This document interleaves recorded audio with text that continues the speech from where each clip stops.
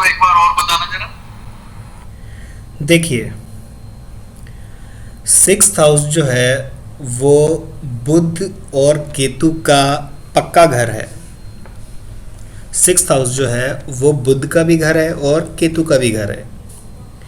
तो जब भी 6th हाउस में बुध होगा तो केतु जिस भी भाव में होगा अपना खराब रिजल्ट ही देगा।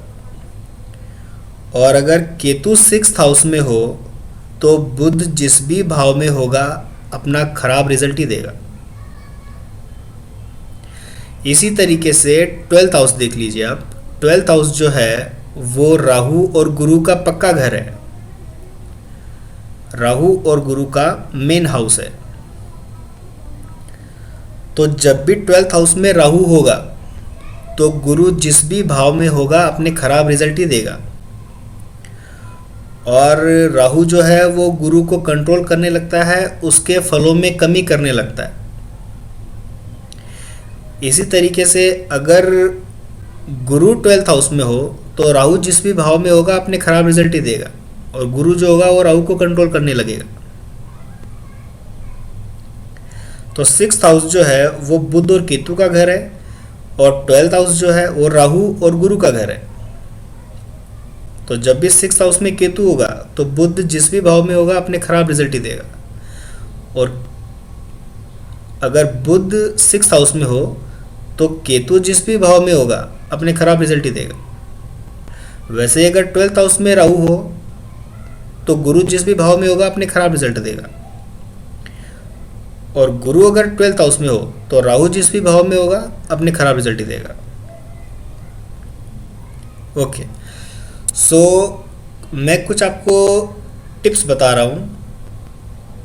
ये कुछ रूल्स है जो कभी फेल नहीं होते हैं, चाहे आप वैदिक एस्ट्रोलॉजी में लगाइए चाहे कृष्णमूर्ति पद्धति में लगाइए, बिकॉज ये लाल किताब की रूल है। राहु जब भी, अब इनके चार्ट में राहु जो है वो 4th हाउस में है। तो राहु जब भी 4th हाउस में होता है तो ऐसे व्यक्ति को अपना घर छोड़ना पड़ता है, अपने घर से दूर जाना पड़ता है, अपने पैतृक घर से या अपने खुद के घर से। राहु जब भी 4th हाउस में होगा तो जातक को अपने घर से दूर कर देता है। ये जो रूल है आप एक चार्ट पे नहीं, 1000 चार्ट पे लगाइए, 2000 चार्ट पे लगाइए, आपको यही रिजल्ट सामने आएगा। राहु की उम्र जो है वो 42 ईयर की है। राहु जो है वो 42 में एक्टिव हो जाता है। ओके, जब भी केतु 10th हाउस में होगा तो केतु जो है वो कमी है, केतु जो है वो मल्टीपल है, केतु भी ड्यूअल नेचर है। और केतु मतलब कि 3 या 3 से ज़्यादा। तो जब भी केतु 10th हाउस में होगा तो ऐसा व्यक्ति मल्टीपल प्रोफेशन से जुड़ जाता है, 3 या 3 से ज़्यादा प्रोफेशन में।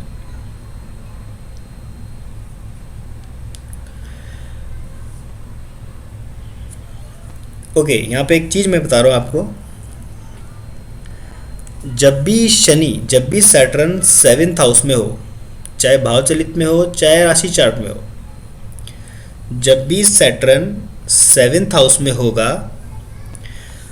तो अगर किसी जातक का चार्ट है, यानी कि किसी लड़के का चार्ट है और उसकी वाइफ उससे गोरी हो, मतलब कि चाहे एक शेड ही गोरी हो, अगर जातक से अगर वाइफ उसकी गोरी है तो वो बेवफाई कर जाती है। अब बेवफाई कर जाती है इसका मतलब आप समझ रहे हैं। और अगर किसी लड़की का चार्ट हो और सैटर्न जो है वो 7th हाउस में हो और उसका जो हस्बैंड है, उसका पति जो है, अगर उससे गोरा होगा तो वो पत्नी से बेवफाई कर जाएगा। ये लाल किताब का बहुत ही स्ट्रॉन्ग रूल है और कभी फेल नहीं होता है, आप चेक करके देखिएगा इसको।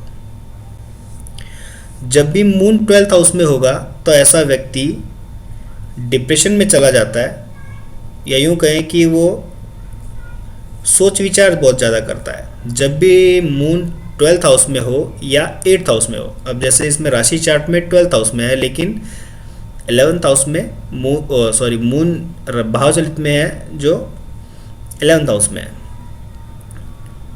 सो अगर राशि चार्ट से अगर मैं देखूं तो मून जो है वो 12th हाउस में है। जब मून 12th हाउस में हो या 8th हाउस में हो तो व्यक्ति सोच विचार ज़्यादा करता है और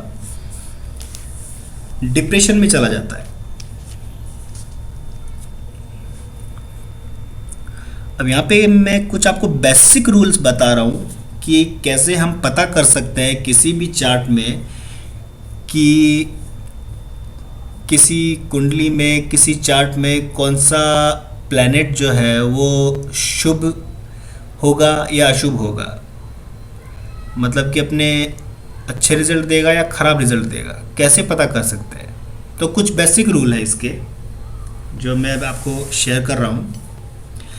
इसमें आप देखिए कि कुछ कॉम्बिनेशन होते हैं, जैसे कि गुड कॉम्बिनेशन और बैड कॉम्बिनेशन। अब गुड कॉम्बिनेशन में क्या आ जाएगा, 5 एंड 9। 5 एंड 9 गुड कॉम्बिनेशन है। 3 एंड 11 गुड कॉम्बिनेशन है। 1 एंड 7 गुड कॉम्बिनेशन है। या 1 एंड 7 जो है वो न्यूट्रल है, ना तो गुड और ना ही बैड। तो आप इसको गुड कॉम्बिनेशन की कैटेगरी में रख सकते हो, क्योंकि ये न्यूट्रल है, ना तो ये गुड कॉम्बिनेशन है ना ही बैड कॉम्बिनेशन है, तो ना अच्छे फल देगा ना ही बुरे फल देगा।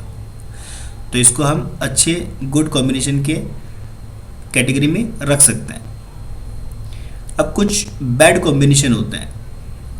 अब बैड कॉम्बिनेशन क्या होते हैं, जैसे कि 6 एंड 8 ये बैड कॉम्बिनेशन है। 4 एंड 10 बैड कॉम्बिनेशन है।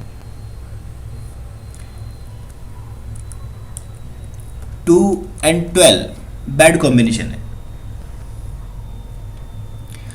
अब एक कॉम्बिनेशन कैसे देखने हैं और कहाँ से देखने हैं ये आप देखिए।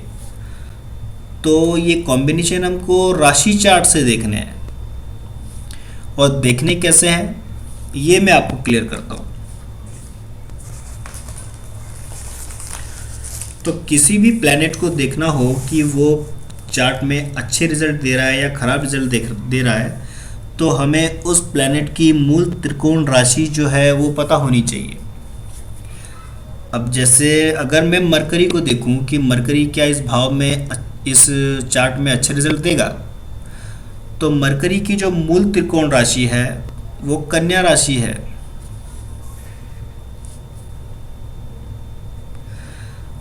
तो मैं काउंट करूंगा मरकरी से उसकी मूल त्रिकोण राशि तक, और मूल त्रिकोण राशि से एंटी क्लॉकवाइज काउंट करूंगा मरकरी तक। और जिस भाव में होगा प्लैनेट उसी भाव से काउंट करूंगा।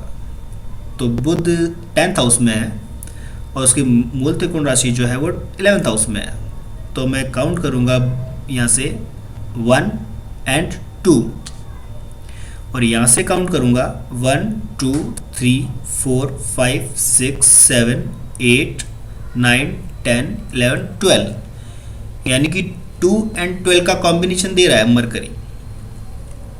मरकरी जो है वो 2 एंड 12 का कॉम्बिनेशन दे रहा है। देखिए गुड कॉम्बिनेशन या बैड कॉम्बिनेशन है, 2 एंड 12, 2 एंड 12 बैड कॉम्बिनेशन, यानी कि इस चार्ट में जो है वो मरकरी अपनी दशा अंतरदशा में जातक को खराब रिजल्ट देगा। अगर मैं वीनस को चेक करूं तो वीनस जो है 10th हाउस में है और उसकी जो मूल त्रिकोण है वो 12th हाउस में है, तो वीनस से काउंट करूंगा 1 2 3, और मूल त्रिकोण राशि से काउंट करूंगा 1 2 3 4 5 6 7 8 9 10 11, यानी कि 3 एंड 11। तो वीनस जो है वो 3 एंड 11 दे रहा है। देखिए क्या 3 एंड 11 गुड है या बैड है? 3 एंड 11 गुड कॉम्बिनेशन, यानी कि वीनस जो है इस चार्ट में अच्छे रिजल्ट दे रहा है। तो जब भी वीनस की दशा, अंतरदशा या प्रतंत्र दशा जब आएगी, जातक को वीनस के अच्छे फल प्राप्त होंगे।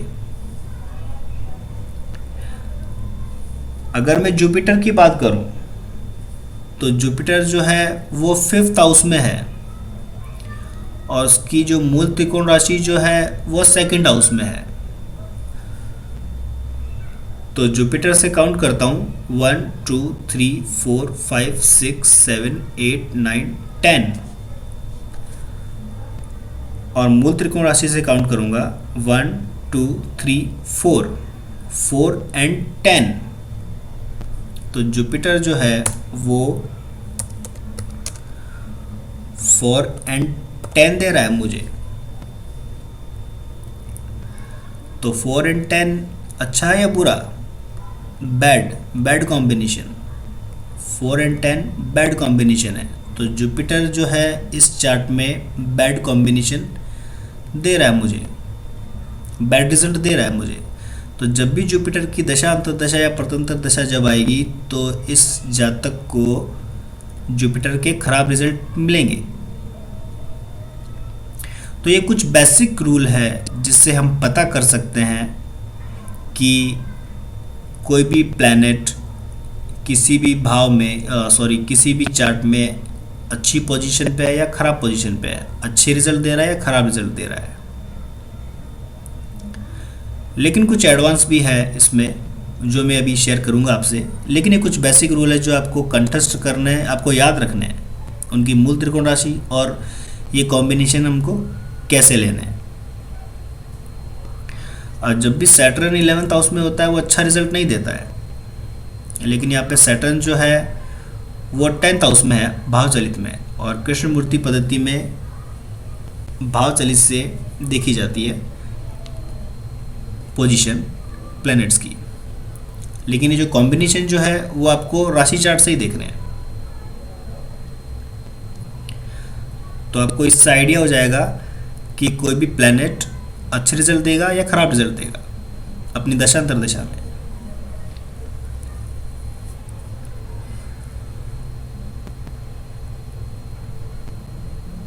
इस चार्ट में अगर हम देखें तो मार्स जो है वो 8th हाउस में है। तो जब भी मार्स यानी जब भी मंगल 8th हाउस में होगा तो ऑपरेशन तो करवाएगा ही करवाएगा, क्योंकि मार्स जो है वो ब्लड है, ब्लड बहना ये मार्स करवाता है। और 8th हाउस जो है वो प्रॉब्लम है, समस्याएं हैं, परेशानी है, चिंताएं हैं। तो जब भी मंगल 8th हाउस में हो या अपने नक्षत्र द्वारा 8th हाउस ले ले तो ऑपरेशन या दुर्घटना तो करवाता ही करवाता है।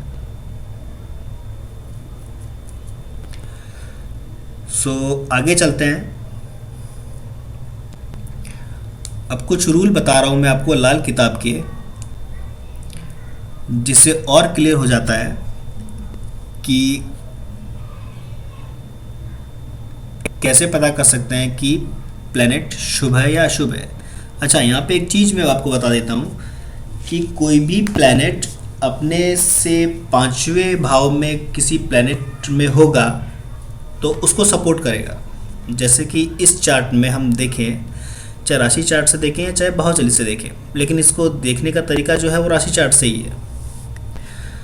तो इस चीज़ में आप राशि चार्ट को ज़्यादा फोकस करें कि जुपिटर जो है वो 5th हाउस में है। और अगर मैं 5th हाउस से काउंट करूं 1 2 3 4 5, तो 5th से 5th यानी कि 9th हाउस में जो है वो सूर्य और मंगल है।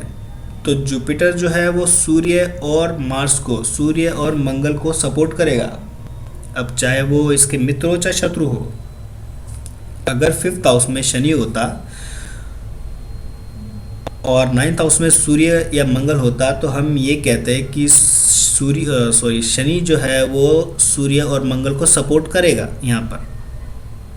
ये लाल किताब का बहुत ही स्ट्रॉन्ग रूल है कि कोई भी प्लैनेट अपने से पांचवें भाव में हो तो वो प्लैनेट अपने से पांचवें भाव वाले प्लैनेट को सपोर्ट करता है, चाहे वो उसका नैसर्गिक शत्रु ही क्यों ना हो। मान लीजिए इस चार्ट में मून जो है वो फर्स्ट हाउस में होता, तो यहाँ से गिनने पर 1 2 3 4 5, यानी कि मून अगर फर्स्ट हाउस में होता तो मून जुपिटर को सपोर्ट करता और जुपिटर जो है वो सन मार्स को सपोर्ट कर रहा है। अगर सन फर्स्ट हाउस में होता और सैटर्न जो है वो फिफ्थ हाउस में होता तो सन सैटर्न को सपोर्ट करता। तो अपने से फिफ्थ हाउस में जो भी प्लैनेट होगा वो प्लैनेट अपने से फिफ्थ हाउस में बैठे प्लैनेट को सपोर्ट करता है। मान लीजिए सिक्स्थ हाउस में मार्स होता और सिक्स्थ हाउस से फिफ्थ हाउस यानी कि 1 2 3 4 5, यानी कि मार्स जो है वो मरकरी को सपोर्ट करेगा, मार्स जो है वो वीनस को सपोर्ट करेगा। लेकिन अगर मार्स सिक्स्थ हाउस में हो तो सो कहने का मतलब ये लाल किताब का बहुत ही स्ट्रॉन्ग रूल है जिसको आप लिख सकते हैं, याद कर सकते हैं और कहीं भी अप्लाई कर सकते हैं इस चीज़ को कि कोई भी प्लैनेट अपने से फिफ्थ हाउस में बैठे प्लैनेट को सपोर्ट करता है उसकी दशा अंतर्दशा में। ओके, सो आगे चलते हैं। अगर यहाँ तक कोई क्वेश्चन नहीं है तो